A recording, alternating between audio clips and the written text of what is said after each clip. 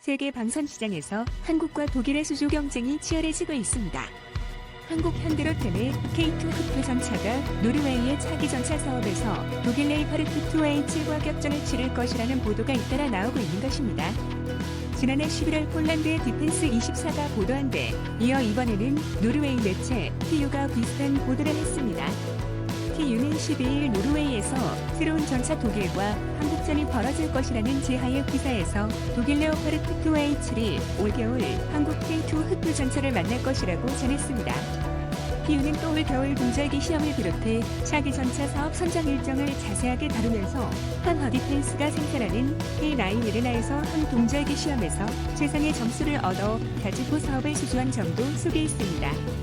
극한의 상황을 이겨내도록 만들어진 우리 방산 무기들이 신뢰를 얻어가는 모양새입니다.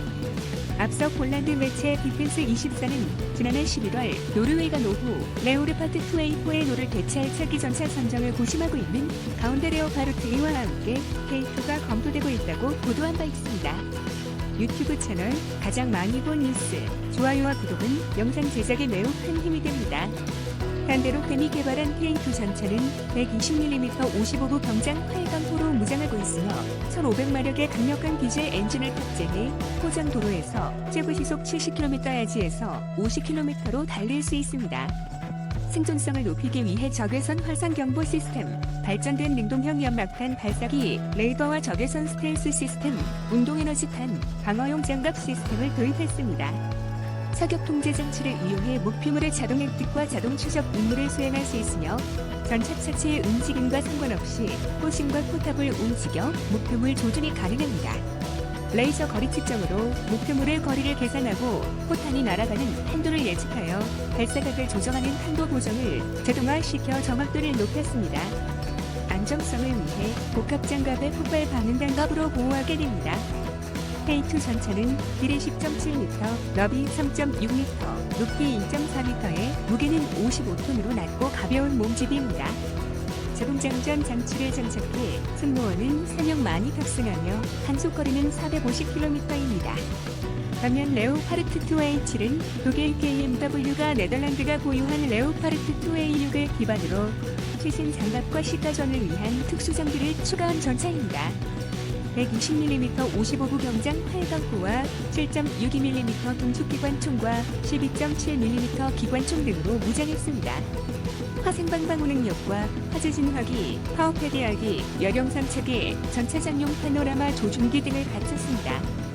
대전차 유도 미사일과 속력탄을 방어할 수 있는 장갑을 장착했습니다. 전차차에는 부가장갑을 추가로 장착할 수도 있습니다. 레오파르트 2H는 길이 10.97m, 너비 3.81m, 높이 3.64m에 무게는 64.5톤이지만 최고 시속 70km로 주행할 수 있습니다. 항속거리 역시 450km입니다. 노르웨이 육군은 현재 약 50대의 레오파르트 2A4를 보유하고 있으며 차기 전차의 수량과 비용 제한서는 내년에 의회에 제출하고 2025년부터 새로운 전차를 도입할 계획입니다. 어느 전차를 선택하든 새로운 전차 도입 시점에 노르웨이 전차는 차량 40년을 넘는 노후 전차가 될 전망입니다. TU에 따르면 노르웨이군이 사용 중인 레오파르트 전차는 1983에서 1985년 생산된 것으로 노르웨이는 중고 전차를 2001년 초 네덜란드에서 구매했습니다. 이 전차들은 노르웨이가 1968년부터 사용해온 레오파르트 1을 대체했습니다. 그만큼 노르웨이는 독일 KMW가 생산하는 레오파르트 전차와 친숙합니다. 게다가 독일과 덴마크를 비롯해 노르웨이 동맹국들은 모두 레오파르트 전차를 사용하고 있는 것으로 알려졌습니다. 동맹국들과의 전술적인 변화를 위해서도 다른 기종의 전차가 환영받을 수 있는 부분입니다. 이유는 노르웨이는 그동안 시장 분석, 품질 확인 등을 통해 두 개 전차가 노르웨이에 적합하다는 결론을 내렸다고 전했습니다. 지난 3월 말 노르웨이 국방부와 방산업협회 후원으로 열린 웨비나르에서 현대로템과 KMW는 각각 1시간 반씩 전차를 자세하게 설명했습니다. TU는 올해 10월까지 두 회사로부터 제안서를 받아 올해 4분기와 내년 1분기에 검토를 거치게 됩니다. 이와 함께 내년 2월에는 동절기 시험이 이뤄질 전망입니다. 일정이 예정대로 진행된다면 내년 2분기에 협상을 벌여 내년 말 최종 계약을 체결할 것이라고 TU는 전했습니다. 현대로템은 지난해 여름 세시와 주포 등은 한국에서 생산하고 이를 노르웨이로 보내 노르웨이에서 생산한 주포와 결합하는 계획안을 제시했습니다. 체계 통합과 최종 조립은 노르웨이 생산 라인에서 해발판을 다지겠다는 게 현대로템의 계획입니다. 특히 TU는 노르웨이가 자주포를 도입할 때 레나에서 동절기 테스트를 실시한다 했다는 점에 주목했습니다. TU는 이 시험에서 독일과 프랑스 자주포는 탈락하고 K9이 모든 평가에서 최상의 점수를 얻었다면서 놀라워했습니다. 이는 현대로템이 기대를 걸어볼 만한 대목입니다. 특히 이 시험 결과 핀란드와 에스토니아, 호주가 자주포를 조달했거나 조달하는 과정에 있는데 기여했다고 TU는 덧붙였습니다. 현재 한국과 독일은 호주 장갑차 수주전에서도 최종 시험대에 오른 상태입니다.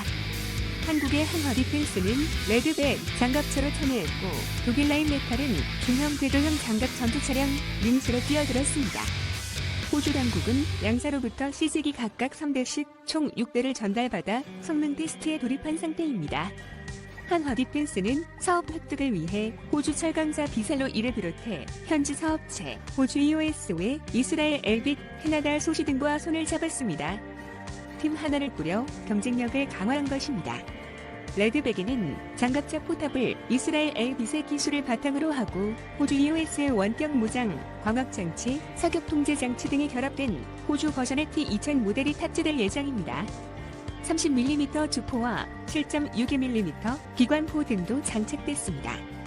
또한 호주에서 유일하게 장갑, 구조, 보호 및 내마모성 강철에 사용되는 고강도, 경도 단금질, 강화 강판을 제조하는 비살로이가 레드백 장갑차의 강철 보호 장치를 제조, 공급할 계획입니다. 리차드 조 한화 디펜스 호주 법인장은 호주 정부를 위해 호주산 강철로 만든 세계적인 장갑차를 제공할 수 있게 됐다며 한화와 비살로이는 레드백 보병 전투 차량이 최고의 강철로 만들어지도록 하기 위해 제휴를 이어갈 것이라고 말했습니다. 한국은 수주 성공을 위해 해당 국가의 기업을 참여시키는 것은 물론 유능한 제조사들과 전략적 제휴를 통해 그 가능성을 높이고 있습니다. 약 10개월간의 시험 평가와 시연료 등을 거쳐 오는 2022년 최종 사업자가 결정날 것으로 보입니다. 한편 그동안 경제난을 이유로 한국형 차세대 전투기 KF-X 공동개발에 소극적이었던 인도네시아가 공동개발 방침을 최종 확정함에 따라 하반기에 사업이 정상화될 전망입니다. 방위사업청 관계자는 조코 위도도 인도네시아 대통령이 프라보워 수비안토 국방장관을 통해 KF-21 공동개발을 끝까지 함께하겠다는 뜻을 확실히 밝혀옴에 따라 인도네시아와의 방산 협력 문제가 일단락됐다고 말했습니다. 방사청 관계자는 인도네시아 기술진들도 올해 하반기에 한국에 다시 와서 공동개발을 정상화할 예정이라고 말했습니다. 또한 미납금에 대해서는 인도네시아 측이 경제난 등을 이유로 지급을 미뤄왔던 만큼 분할 납부 방식이 유력한 것으로 알려졌습니다. 방사청 관계자도 인도네시아가 경제가 어렵다고 해 한 번에 받는다는 건 무리가 있을 수 있다면서 우리 예산이 허용하는 범위 내에서 지급 스케줄을 협상해야 할 것이라고 여지를 뒀습니다. 팬데믹 상황 속에서도 한국의 방산 시장은 활기를 띠는 모양새입니다. 앞으로도 좋은 수주 소식이 들려오길 기대해봅니다. 시청해주셔서 감사합니다. 이 동영상은 유튜브 채널 가장 많이 본 뉴스에서 제작하여 게시한다. 구독과 좋아요, 알람 설정은 좋은 영상을 만드는데 많은 힘이 됩니다. 세계 방산 시장에서 한국과 독일의